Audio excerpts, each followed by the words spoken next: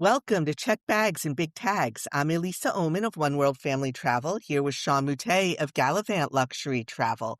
And it's been a couple weeks, but, life gets in the way, and so we're back here.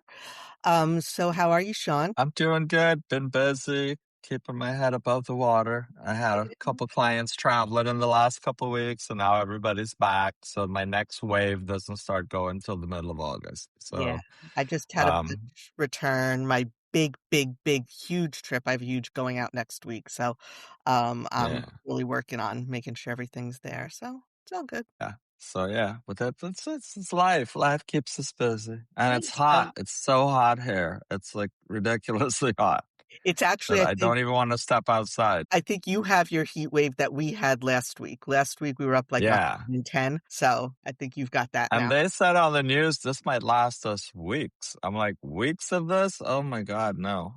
At least you have access to like a pool. I don't. So, if you, Yeah. I You am, don't want to swim in the pool when it gets to this that's temperature true. because the pool feels like a Like, hot. soup, like a Yeah, simmering soup bowl. It's that's like, true. So I'd so like to toot my own horn for a second, okay, if I may, but I was nominated again for our region's best of the best travel and tour services. So yay. nice. Yay. Voting Do you have starts. to vote? Do people vote? When does They voting vote. start? Voting hasn't started. I think it starts sometime in the beginning of August. But I've been a Right. finalist for 2 years, and some people are like, "Why are you so excited because you're a finalist?" I'm like, "Because I know the person who has won first place forever, ever. She's a Yeah. powerhouse. She's a powerhouse agent, and so I'm just very flattered to be in the same realm as her.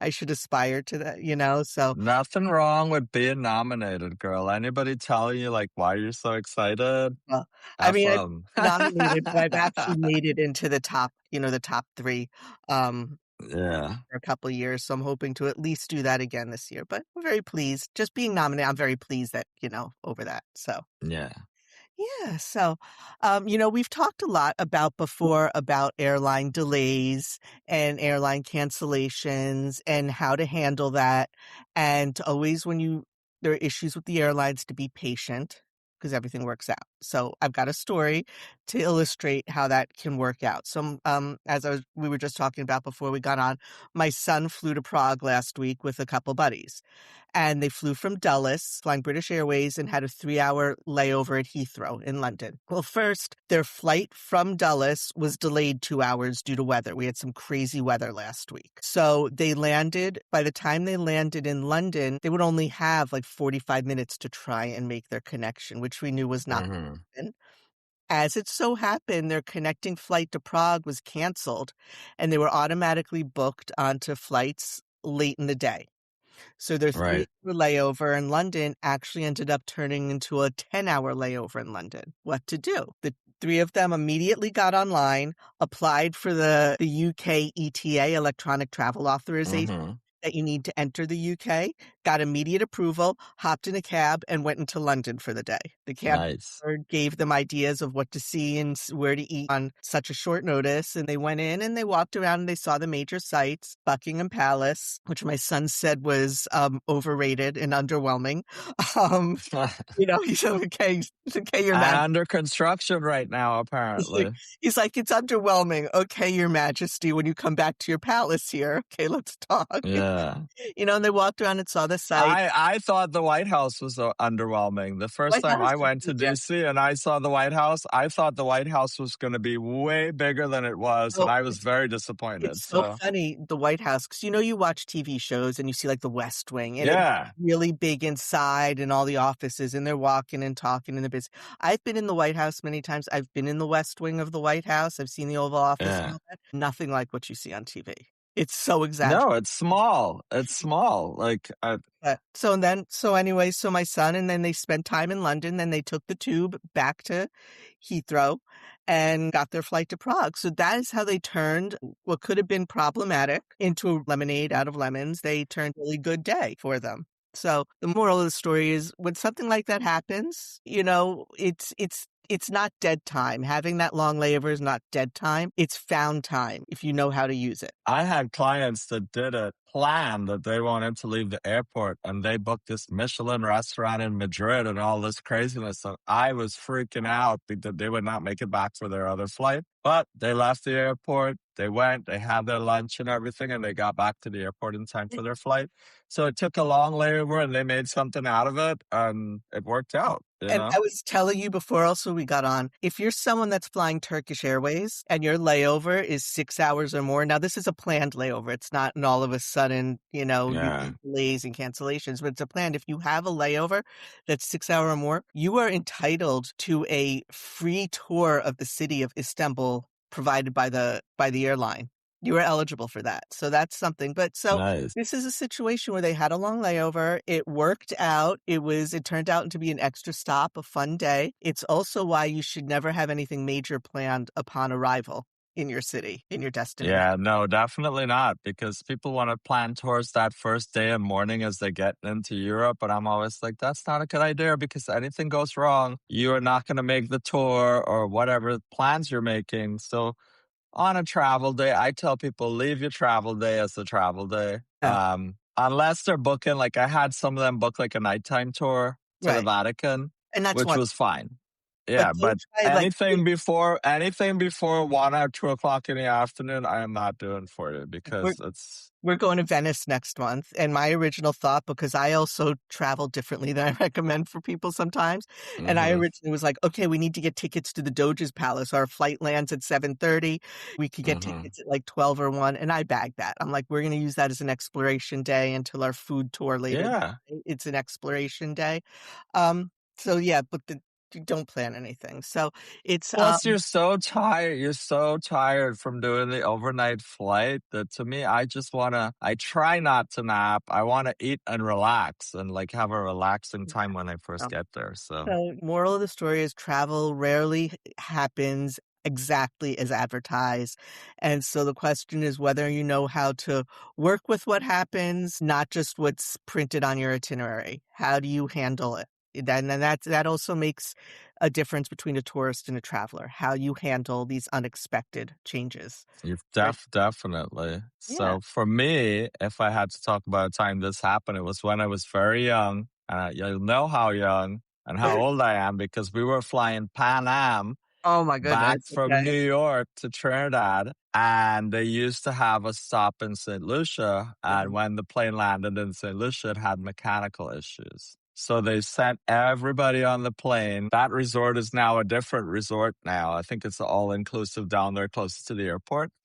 And they sent us there. We spent 2 days there because they were waiting on the parts for the plane. So Oh, we ended up at the end of a Christmas snow vacation, all of us having this like 2 days in St. Lucia at the end of it all. And the airline paid for everything. So nobody was really upset about it, if you know, someone and we complains had a, about that, well, I wonder, yeah. if you're complaining about that, stop. Yeah. Yeah. So, but we got that and we stayed. And then when they fixed the plane, we got on the plane, we went back to Trinidad. So it was, I'd like people to know that these days in 2026, don't count on being sent to an all-inclusive resort for 2 days courtesy. yeah, That ain't exactly. happening. That ain't happening now, in case anyone's getting excited about that possibility. Yeah. So speaking They'll of, give you an airport hotel. Like when I came back from Italy 2 years ago, and I knew my connection was tight in Chicago, right? So I there was a delay coming out of Germany. They did make up time, but by the time we landed in Chicago, they were already rebooking everybody. And the airport hotel they sent us to was such a dump.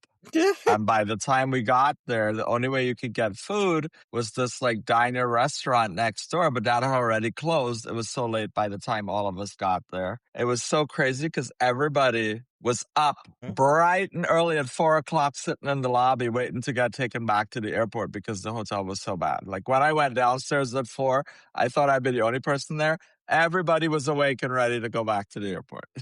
I remember once I was on a flight. It was for a work trip and I was going to Detroit, but due to crazy storms and delays and everything, it literally took me 24 hours to get to Detroit from here. And at one point we had landed, in Cincinnati, which if people aren't aware, the Cincinnati airport's actually across the border in Kentucky.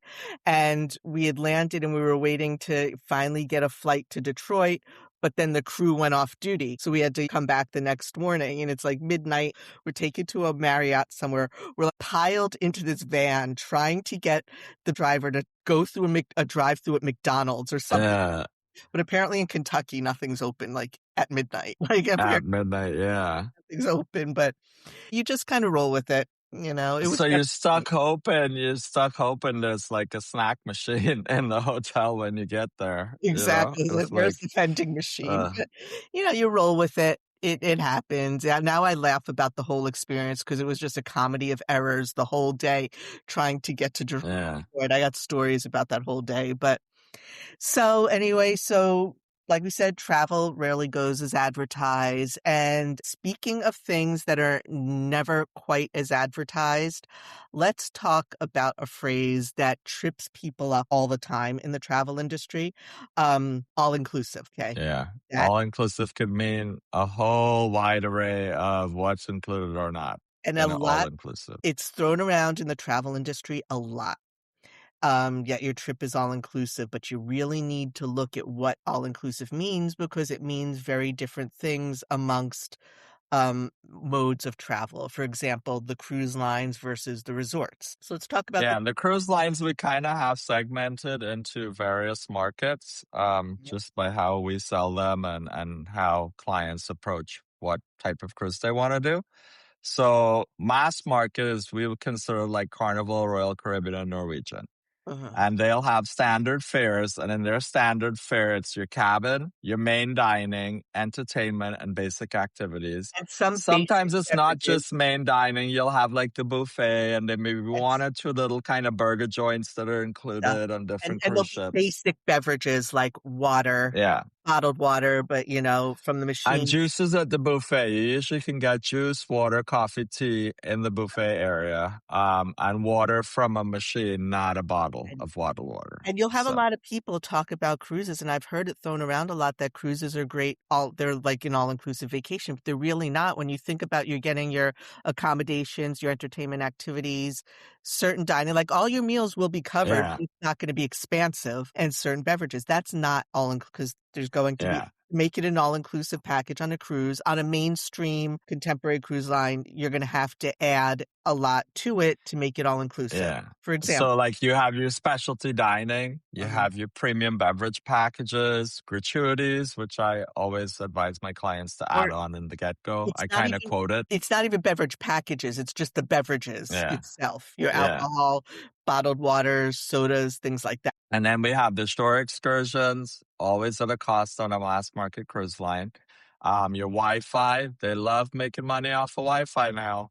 Oh, Everybody's that's going to huge, Starlink, which is way cheaper than what they were doing before. And then they're really charging you for your Wi it's Fi. huge. The spa, some of them charge for room service on some of the Or ships. a fee, like, at least at a minimum, you'll have, like, a $7.95 delivery fee. Yeah, Where it used to be, you'd have a very expansive room service menu and you could get whatever you want all for free. And yeah, 7.95 might not sound like a lot, but if you're someone that likes in the afternoon to go back to your cabin every day and have, some snacks and beverages on your balcony, it adds up. Oh, I'm that person that goes to the buffet and puts together my little plate and takes it back to the cabin with me. Mhm. I Oh, have no problem doing that. Like, I would go and get what I want from up there and take it back to the cabin. I don't know if that's allowed or oh, frowned upon, but it I do it. on Royal Caribbean, they have, as part of their desserts, you could get, like, a cheese platter. You can ask them to wrap it up, and you can take it back to your cabin if you Yeah. want and have your little charcuterie. So, yeah. So there's ways to get around the delivery charges of the room service when you self-deliver. Let's put it that It way. will you So, self-deliver, but I'm just saying that those charges can add up, and you're not yeah, realizing it. I'm going back, I'm ordering room service a couple times a day or whatever, and people do it, and the next thing you know, you're socked with charges, and you didn't realize because you thought all of this was yeah. included in your. That's why when I'm booking mass market lines for clients, a big part of the conversation is what their expectations are and what inclusions they would like to have.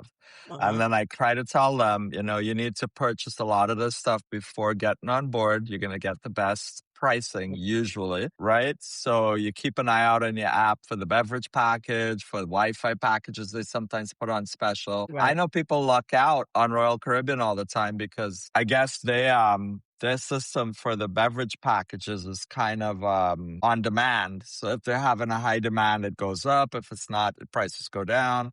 I mean, because So I've yeah, seen on Royal beverage packages could be anywhere. I've seen it from like $54 per person per day all the way up to 80 something dollars per day. yeah. Except for the one time several years ago in 2019, there was I remember this because I took advantage of it. There was a glitch in Royal Caribbean system. For 6 hours, they were advertising their beverage packages for as low as $16 per person per day. We had 2 cruises. We had back-to-back cruises. We had a week-long Mediterranean cruise followed by a 2-week transatlantic cruise. I tell you, I hopped on those beverage packages because Royal Caribbean honored the price. When they realized there was a glitch, they honored the price, which is very rare. Normally they, pull it back. Yeah.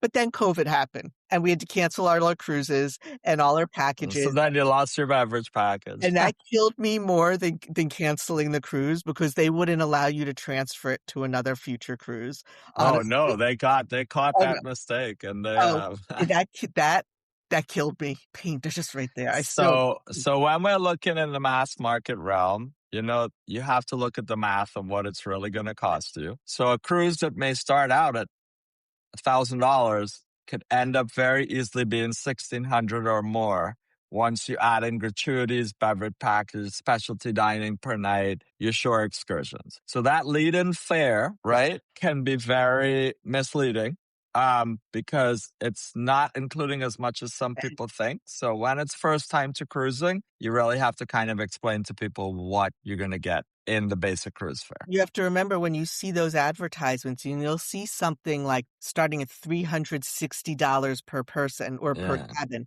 You have to remember that's the absolute cheapest fare on the ship. So that's like an interior guarantee. You can't choose your cabin, yep, interior, and it just goes up from there. And that's exclusive of any other additions, that might have the yeah, taxes and fees include that probably doesn't have the taxes and fees included. Something to keep in mind when you see those really cheap fares advertised, it's not what you're going to pay in the end. Absolutely. yeah. So So then our next jump up is the premium. So Celebrity, Holland, American Princess. And often now included with all of them, they have various promotional packages with their fares that you can buy into, making it more of an inclusive experience from the get-go, from the jump. They kind of bundle these packages with basic beverage package, which includes quite a bit of your alcohol and all that, and then basic Wi-Fi for like 1 or 2 devices.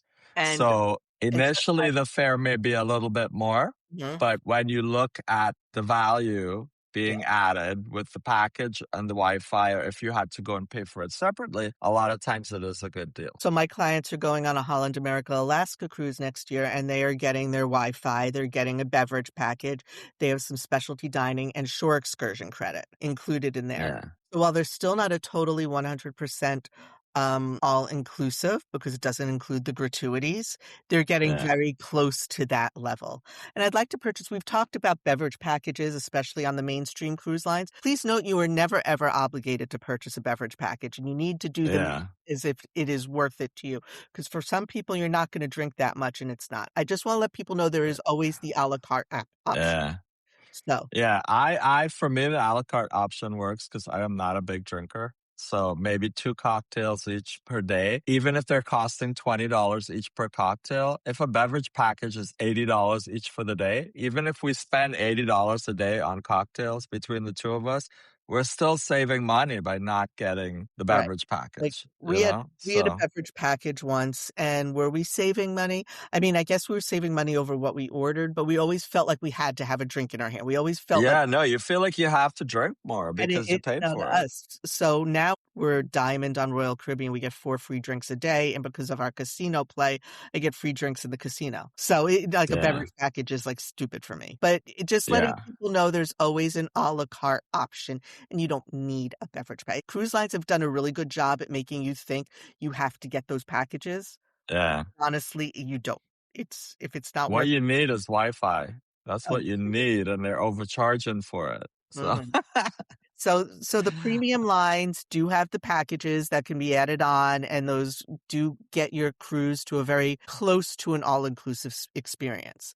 Now, when you go up a level and you're going into the luxury area, the luxury realm of cruising, that is where you're going to start getting all-inclusive experiences. Yeah. You can really start calling your trip all-inclusive at that point. But really and truly, if you look at it, when you go from luxury to ultra luxury, Mm-hmm, because of how certain cruise lines have gone and redone how they're selling, the mm-hmm, only truly all-inclusive luxury line right now is Regent Seven Seas. mm-hmm. And what we're Right? saying, Silver Seas is now giving you shore excursion credit, mm-hmm, whereas they used to include the shore excursions. And quite frankly, the shore excursion credit is not that great. I don't know how much shore excursions you're going to get for that credit. right. So the only true all inclusive cruise line to me is Regent Seven Seas. Because what you're getting on that is you're getting all your shore excursions, um, Yeah. all your gratuities, all your specialty dining, all your beverages, and I think Yep. business class air, at least. Business class air on certain itineraries, yes, is included in the cruise fare. So that one you could build out and market as all inclusive. Yeah. Silver Seas and Seabourn, they come close, but they're not there because they're just some things that are not included. So, And you need to um, do the math on this because you might see at first glance, you'll look at the price of your Regent cruise and you might get a little sticker shock at most. But then if you start thinking about it and you start comparing it to other cruise lines and start breaking it down and thinking, okay, if I booked on X cruise line and then had to start adding all these um, additions in, and you can see that pricing online, well, guess yeah. at that point, you might as well be booking. Good case study is Alaska. I offered Alaska to my clients on Mhm, Regent. She had done scenic and stuff before River, and she's just a celebrity client. I said, let's look at Silver Seas and Regent. And when we looked at Silver Seas, they weren't any longer including the shore excursions, and the price point was starting higher mhm. than Regent Zone. So they ended up going with Regent. When I went to book, there was a promotional fare going on. So what I initially quoted that she was fine with, it was like $3,000 cheaper Yeah. overall, right? And their friend has got quoted Holland America, and what he's paying for Holland America to spend a little bit more money up front with Regent, he would get a far better experience, in my opinion, and greater value in what he's paying for. Mhm. So, So this is also where working with a good travel advisor comes in because we could break these down for you and show you the comparisons. That's our job. That's what we have the time to do. And we know the different lines. So that's also something to just keep in mind there. yeah, So um, that's cruising. So that's how cruising is often they throw around all inclusive, but it goes most definitely most of the time is not. Now where all inclusive is usually really truly associated with is resort vacations. So that's become a standard because all inclusive resort is probably a very misused phrase in the entire travel industry. But when you do get a true yeah, inclusive resort, it's truly all inclusive. So let's discuss what a typical all-inclusive resort, say in the Caribbean, typically covers. So you'll get all your meals. Then they generally have several different restaurants, and generally you'll have your snacks as well. You will get yeah. basic liquor, beer, and house wines. Non-motorized water sports, and what that means are like paddle boats, kayaks, things like that. Snorkel gear, yeah. Here, resort entertainment and activities, and that includes your pools, your beach access, whatever entertainment they've got going, as well as kids programming. And that varies widely. Not all resorts have great kids programs. Again, this is why you work with agents Right. that They're know the not all area, know the created. resorts. Mhm. Yeah, you want to make sure that if it is that that's going to be an important factor for you, you make that known from the get-go so they can put you in the right resort. And gratuities are sometimes included.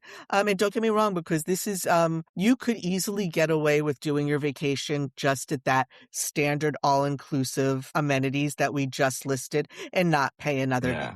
Yeah, You could easily do that, and I have done that before, so for many.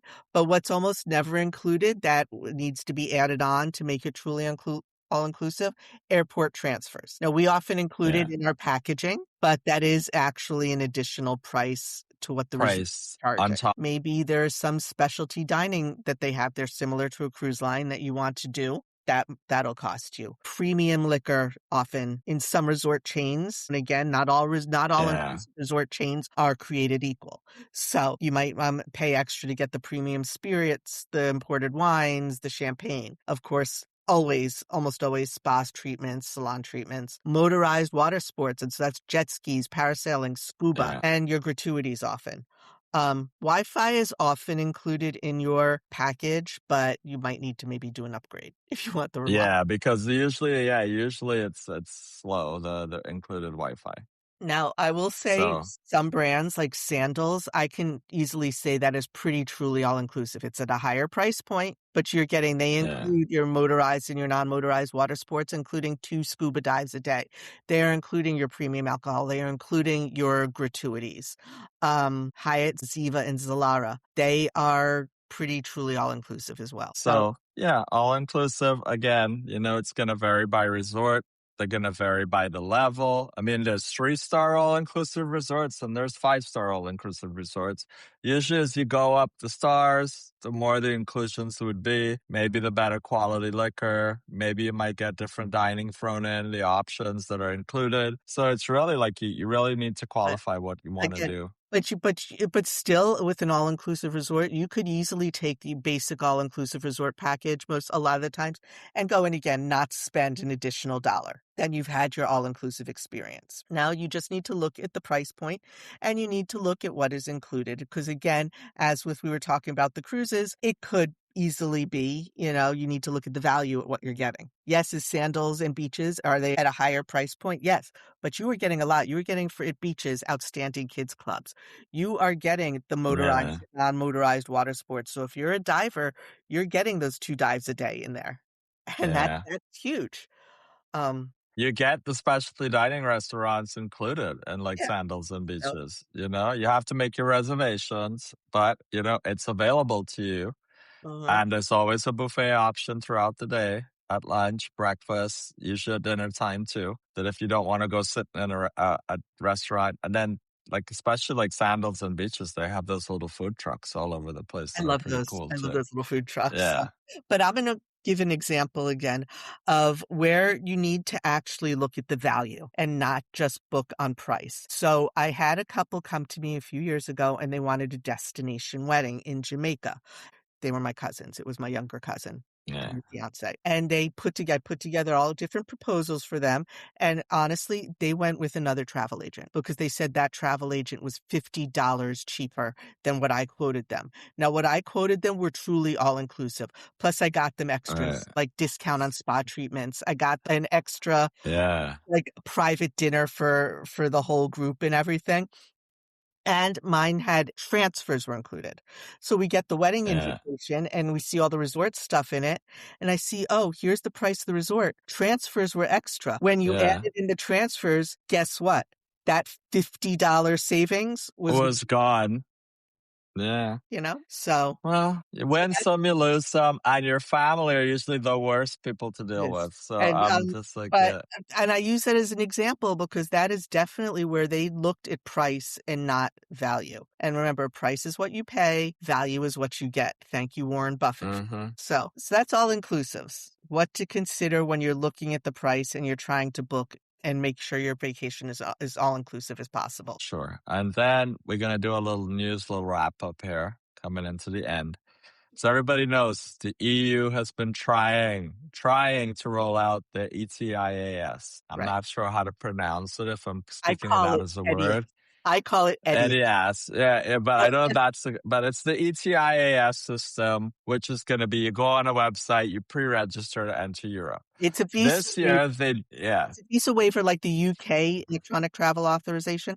So this is a visa waiver for people that come from countries that do not need visas to enter the European Union. It's like an extra layer of security. And ETIAS, they've been talking and talking and talking and saying it was going to roll out at the last quarter of this year, the fourth quarter of 2026. yeah. Is what they have been saying forever, and it's not going to happen. Well, I think what happened is they have been trying to implement the entry system that they're using. And some countries have seemed to been able to do that portion properly, and others are having people stand up in the airport for 3 hours. Right. So basically now when you go into Europe, you are going to have your fingerprint and picture taken. And when you It's exit, it's an entry-exit system. yeah, entry exit system. And that has been having some hiccups. So I think that's what's delaying the implementation of the And by ETIAS. hiccups, we mean long lines. Yeah. Means get to Long the lines, 2 airport hours. get to the airport really early because a lot of the countries have had a lot of delays, several hours of people standing in line to do this entry exit system. So as a result, I think, yeah, like you said, they're delaying the ETIAS to kind of hopefully make sure all the kinks are ironed out with the EES just to let things settle down before they start adding another requirement for people. Yeah. So that is our little, So that's what's happening in the world of travel these days. Yeah. yep. And we look forward to seeing y'all on our next podcast when So we'll figure out what we're going to be discussing then. yeah, so hope you learned something from this, and until next time, take care.